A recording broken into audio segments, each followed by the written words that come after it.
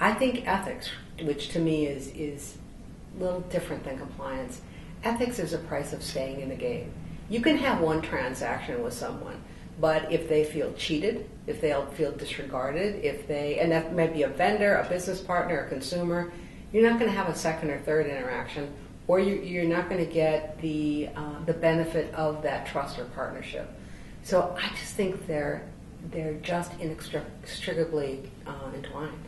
A business transaction is a relationship, and it's a personal transaction.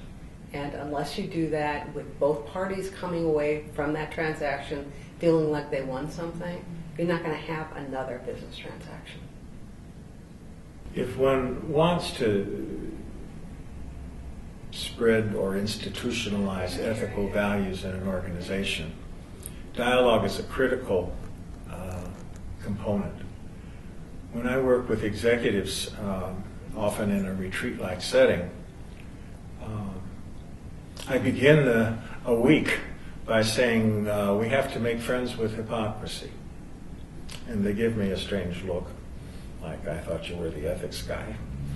And I then go on to explain to them that hypocrisy is part of human life, and hypocrisy is the gap between our talk and our walk. And every corporation has a gap, all kinds of gaps between their talk and their walk. And a healthy ethical corporation is one that encourages managers and leaders to talk about the gaps. Gaps are allowed to be spoken about. And when that happens, there's a tendency to want to narrow the gap.